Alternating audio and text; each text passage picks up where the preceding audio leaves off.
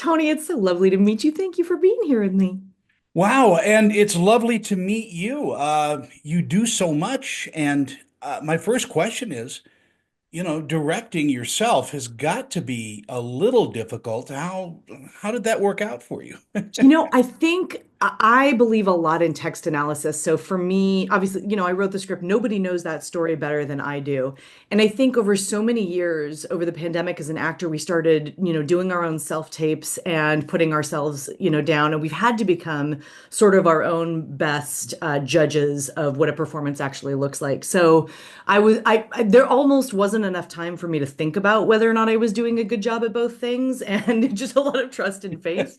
But I do think I'm able to compartmentalize differently than a lot of actors are, right? That I can look at a performance for whether or not it's telling the story, not whether my hair looks good enough or something. Something I never have to worry about. Well, we have people for that, right? Yeah. Beautiful, beautiful. Looks great. Yeah. But in your history of film and television, has directing been always something in the back of your mind? No, I absolutely I moved to LA. I knew I wanted to be an actor since I was tiny, tiny, tiny. Although when I look back on it, I always said I wanted to be an actor, an author, or an artist. And so weirdly, directing is the thing that combines all three. But I moved to Los Angeles exclusively to be an actor. It was my first passion. I love it more than anything. But it got really old to be the person asking to tell the story instead of choosing which story was going to be told. And I really loved being able to step into the position of choosing to represent, especially motherhood, in a really joyful and positive light because I hadn't seen it represented in a way that made me feel really good about the way Hollywood was showing us off. The story is about, unfulfilled dreams. It's kind of a desperation story in Yeah. a way. Where did this idea come from?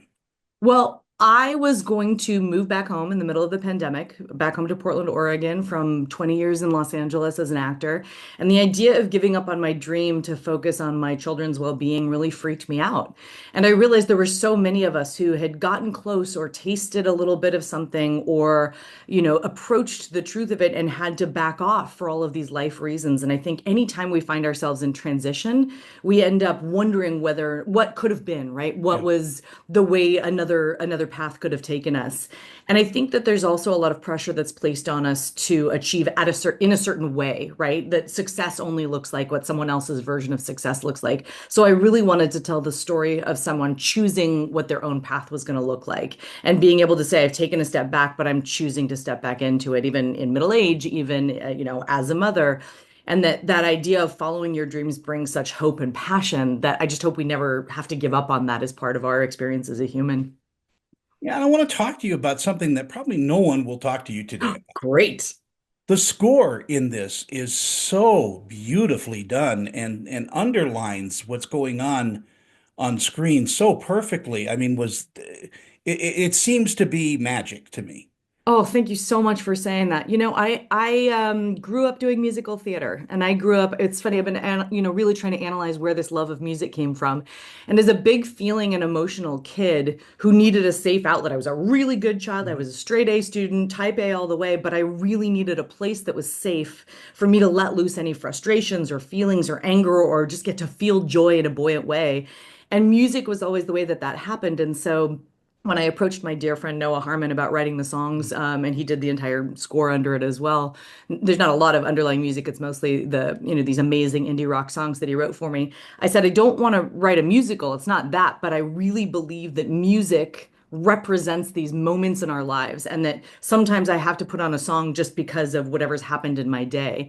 And I loved being able to look at it from that slightly different perspective, like taking a genre that I loved more than anything, but making it my own and using the idea of music videos instead of bursting into song on the street really sort of appealed to my sensibility and the way I like to storytell. I know exactly what you mean. I'm a musical theater kid myself, The and best, isn't it? it, Yeah. it's such a different kind of drum Yeah. that you walk to. Yes, 100%. And you know, it was funny though, the other day my daughter said something really smart to me that the music is now out on Spotify and Apple Music and all these things, which is the crate to have cut an album, like for a little musical theater girl to have actually accidentally cut an album making her first film. Don't get me started. But she said, you know what I really like about these is that these songs aren't specific to the story. They are emotionally, but that you can also pull them out and that they don't use a name, for example, right? That they it can exist on their own too. And any good song really is that little, it's a story in and of itself. And so these tiny little music videos that tell a different part of the story that emotionally augment Nora's journey. I'm really glad you like it. It makes me really I happy. really do, and if it's on Spotify, I'm buying it Do, because do it, do it. It's right there. Nora, original motion picture soundtrack. Anna Campbell. It's crazy. I can't believe it's real. well, you should brag.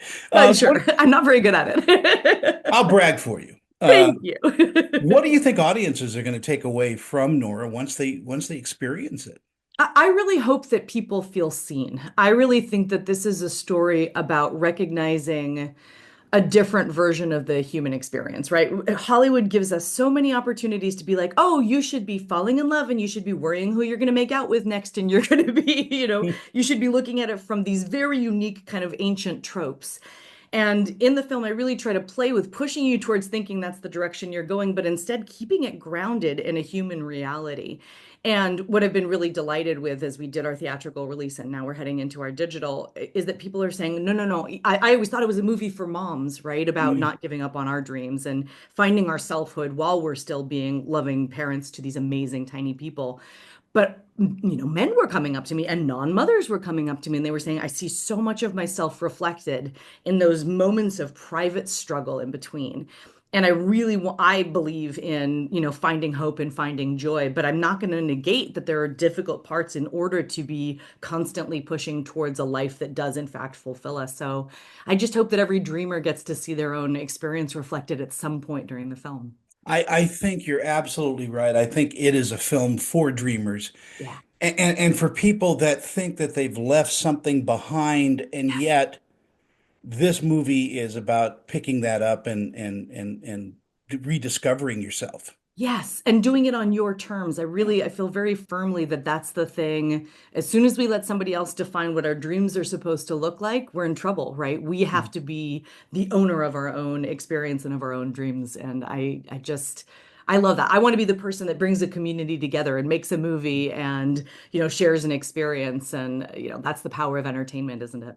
It is. Would you consider turning this film into a stage play? Do you know who can help me do it? I didn't have that thought hilariously. Coming from a musical theater background, I did not have that idea. But when I suddenly realized, can you imagine the staging of the huge, you could play so much with sets and super simple in between and then mixed media. Oh yeah, for sure, 100%. I'll It's make some definitely phone part of calls the for you. dream now. Yeah, yeah. You know.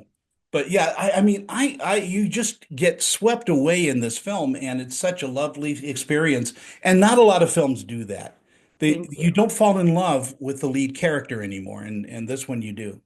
From a human perspective, right? Where it's always this sort of here's the idealized version of someone. I had someone say to me, "Why did you play her so anxious?" And I was like, "My God, because that's my experience of being a woman in this world today, right? We have to be able to be allowed to be anxious. We can't like come across as 100% confident all the time. We have to be truthful about the way we go through the world." And so I'm glad to know that the way Nora represents is a more truthful experience for me at least of what it feels like to have to go through the world and be like, okay, am I doing it right? Am I Yeah. socially acceptable? Am I this enough? Am I that enough? Right? We do ask ourselves those questions, and then ultimately I hope that the conclusion is for me, yes, I'm enough for me. Yeah, and you wearing all the hats, producer, director, and star, it isn't lost on the audience. I mean, that's the biggest compliment I can ever give you is that as you're watching this movie, every frame means something, and it's just such a beautiful story. Well, you're gonna make me cry in the middle of an interview. That's inappropriate. For me to cry, not for you Well, to make me well, emotional. I love that part.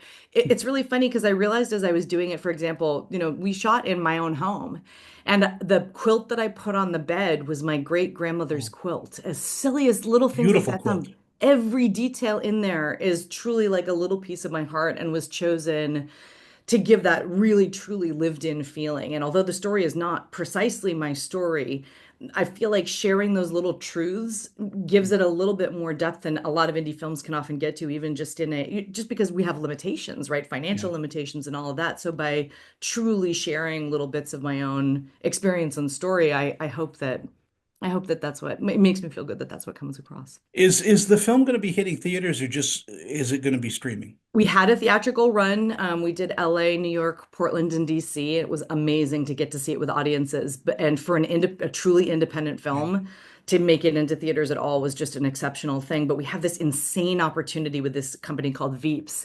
that fell in love with the music portion of it. They do primarily, live performance streaming, and they were like, "We think that there's an audience for this with our people as well." So I'm just thrilled because again, the world of independent film is a tricky spot right now for being able to find an audience and an outlet.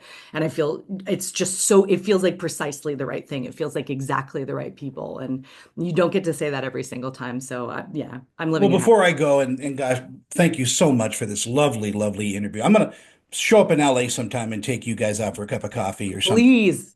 But I want you to come to Salt Lake with the film, and we don't have Sundance anymore. This is the last year, It's and crazy. just be your own film festival. Yeah, let's do it. No, 100%. Well, look, I am all about the sharing, like I said, and I'm all about the building community. And I think that the coolest thing about building an audience is that you have friends in all of the places. So let's talk and we'll figure out how to get it to Broadway, right? You bet. And I'll be the bartender. I love it. Thank you, Tony. Thank you so much, Anna, and it's just a pleasure and an honor to chat with you. So lovely to meet you. I can't wait to do it again soon.